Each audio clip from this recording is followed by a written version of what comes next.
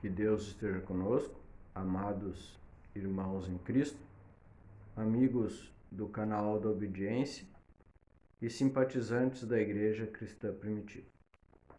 Damos graças a Deus por mais essa oportunidade de nos encontrarmos aqui reunidos de maneira virtual para falarmos um pouco mais acerca da doutrina da obediência a Deus.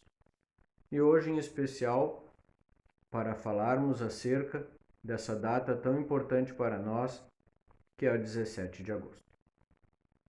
17 de agosto de 2021, data em que relembramos dois grandes fatos do cristianismo restaurado. 84 anos da fundação da Sociedade de Filosofia Transcendental, hoje Igreja Cristã Primitiva, e 72 anos do desenlace daquele que foi a voz do Cristo nesses dias, o Elias, o restaurador prometido antes mesmo da vinda do Senhor da Galileia. Elevemos então nossas consciências em obediência a Deus, suplicando-lhe sobre todos nós o seu amparo, para que nesses poucos minutos que nos encontramos aqui reunidos, possamos render as devidas homenagens àquele que é nosso Pai na obediência de nosso Senhor Jesus Cristo. Professor Júlio Gart Ugart.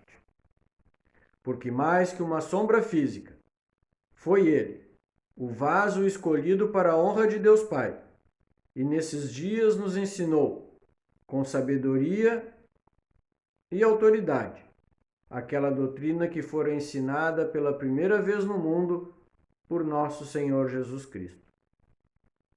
E ao deixar este plano físico, nos legou um tesouro de valor inestimável, e que por isso todos nós damos graças a Deus, por ele nos ter chamado para termos parte na primeira ressurreição. Estamos numa das épocas mais críticas que o mundo tem atravessado.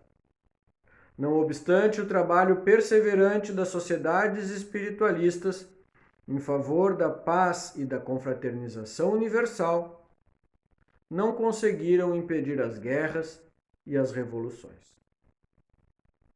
Porque a avalanche de uma maioria materialista seduziu as multidões, cegando-lhes a consciência. O foco do mal está, pois, na consciência do homem, absorto na contemplação de uma vida fortemente materialista. O homem não tem só um corpo material, tem também um corpo espiritual, mas não trabalhou pela vida de ambos, rompendo-se o equilíbrio, e o peso material sobrepujou o espiritual. Até aquilo que deveria ser fonte de salvação espiritual e material, as doutrinas emanadas da verdade, foram materializadas, transformadas em religiões e seitas que são poderosas organizações comerciais e industriais. Os grandes sofrimentos da humanidade são consequência do extravio moral dos seus falsos guias. Não progrediu moralmente o mundo. Ao contrário, cresceu a maldade segundo estava profetizado. São os pensamentos, forças em lutas de interesses egoístas, afastados da verdade, os causantes de todos os males. Se a verdadeira doutrina do Senhor se tivesse sido ensinada sem interrupção, sem dúvida a humanidade seria outra. Teria desaparecido o egoísmo. A fraternidade teria reinado na terra, porque Cristo teria vivido nas almas. Mas é necessário refletir sobre a verdadeira causa de tantos males, que não se deve considerar somente do ponto de vista material, mas porque a humanidade separou-se imensamente do verdadeiro caminho. Em meio desse estado caótico em que se encontra o mundo, existe grande número de pessoas que compreende perfeitamente que as anormalidades manifestadas coincidem com os anúncios proféticos das Sagradas Escrituras. Não podemos fechar o entendimento ante as evidências dos fatos consumados, o cumprimento das profecias que foram dadas por testemunho da verdade, ensinada no Evangelho em sua pureza primitiva. Porque a profecia jamais foi dada pela vontade dos homens, mas os homens, da parte de Deus, falavam movidos pelo Espírito Santo. O apogeu do cristianismo durou poucos séculos, porque os desvios foram aumentando progressivamente, até desaparecer completamente do mundo a verdadeira doutrina do Cristo. A verdade foi esquecida. Os sacerdotes perderam a consciência espiritual, porque, desconhecendo a tradição apostólica, a chave da interpretação, estabeleceram a livre interpretação da Bíblia. Caíram assim no erro de todos aqueles que confiam na sua própria interpretação. O princípio da liberdade, em oposição ao fundamento do cristianismo primitivo. O Evangelho foi esquecido e substituído pelas religiões e seitas, que se multiplicam a cada dia. A lei de obediência, ensinada por nosso Senhor Jesus Cristo, conforme a profecia, teria que passar por esse esquecimento, até que chegasse, nesses dias, o vencimento dos tempos. No Apocalipse de São João, encontramos inúmeras provas proféticas do extravio da Igreja, no sentido de ser apresentada ao mundo como verdadeira, enganando aos homens.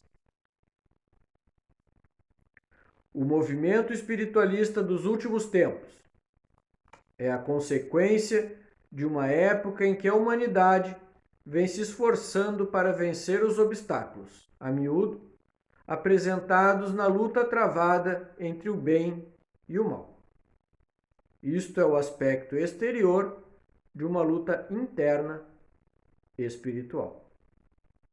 As sociedades espiritualistas e mentalistas trabalham para o melhoramento do homem, material e moralmente, para desarraigar os preconceitos opostos à investigação da verdade, para emancipar o povo do fanatismo.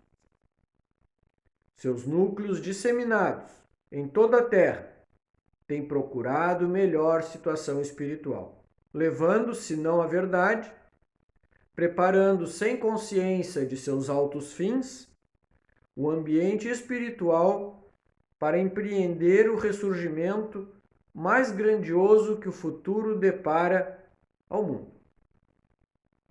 Com o conhecimento da incomparável doutrina mantida ausente tanto tempo, que parecerá como uma coisa nova e como uma poderosa bênção dos céus para todos os países. Depois de quase 17 séculos de trevas, em que as religiões predicaram um evangelho que a ninguém salva, ensinando um Cristo e um Deus inacessíveis, volta a ser ensinado no mundo o verdadeiro evangelho de nosso Senhor Jesus Cristo, para recomeçar o seu reinado na terra. O mundo inteiro maravilhar-se-á da potência da doutrina do Salvador e Pai Nosso, tendo ele vindo à terra como nós, nascido com a ideia predominante de liberdade. Foi o primeiro que abandonou o erro das religiões e seitas humanas, ou de espíritos, e tendo conhecido a santa doutrina que recebeu do Divino Pai, praticou-a, morando assim Deus na terra. O conhecimento, ou seja, A verdade que Cristo recebeu do Pai salvou-o do pecado e da morte, da desobediência, e salvando-se ele, converteu-se em Salvador do mundo. Todos, pois, com ele, Cristo Jesus, temos esperança da salvação. Mas em todos os tempos, quando o caos e a desorientação chegam ao seu auge, no plano universal, onde tudo está previsto, está também predeterminada a vinda de grandes restituidores da verdade.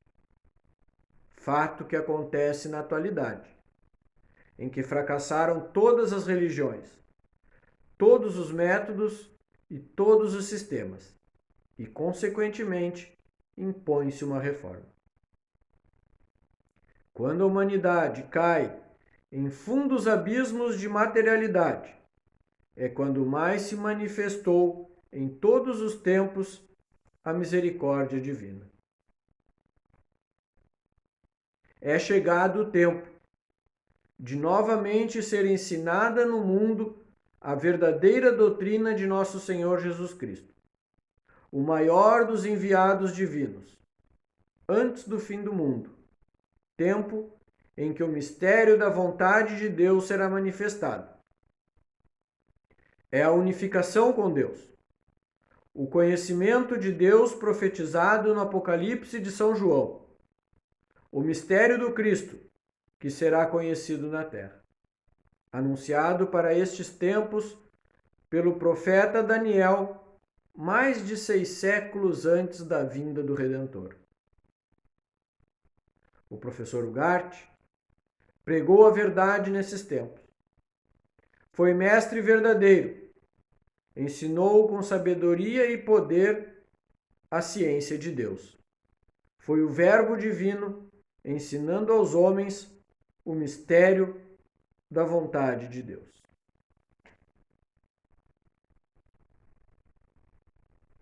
Mas na manhã do dia 17 de agosto de 1949, uma ocorrência inesperada encheu de infinita angústia, ainda que por breve tempo, o coração de milhares de cristãos primitivos. A notícia correu célere por todos os quadrantes do Estado.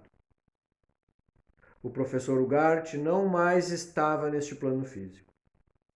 Nosso instrutor e pai na obediência do Cristo havia desencarnado.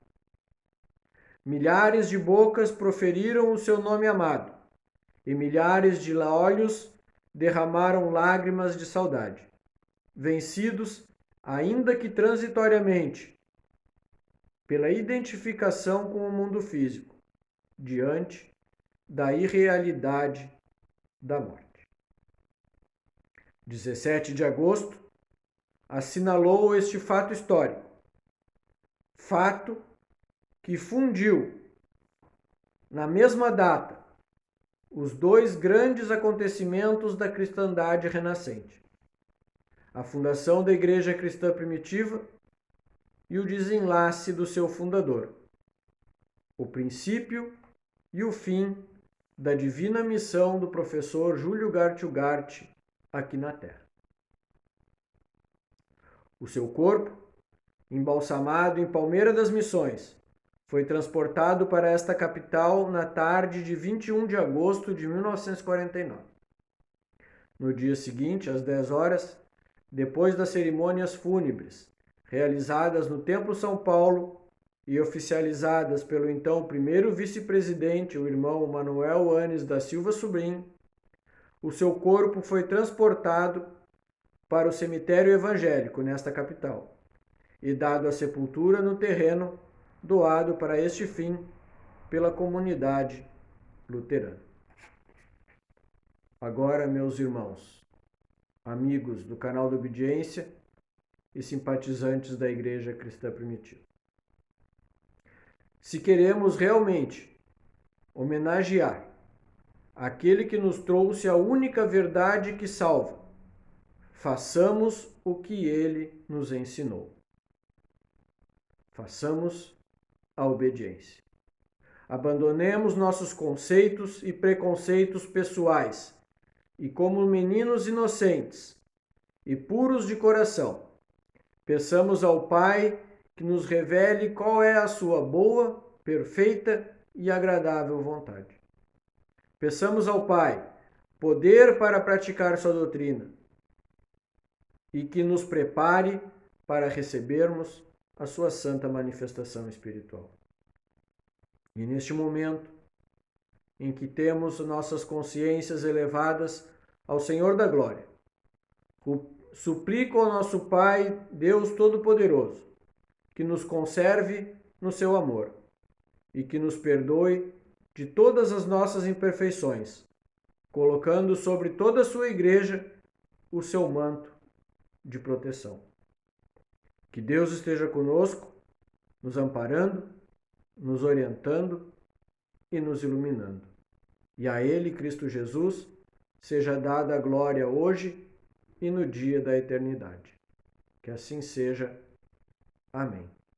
Salve 17 de agosto.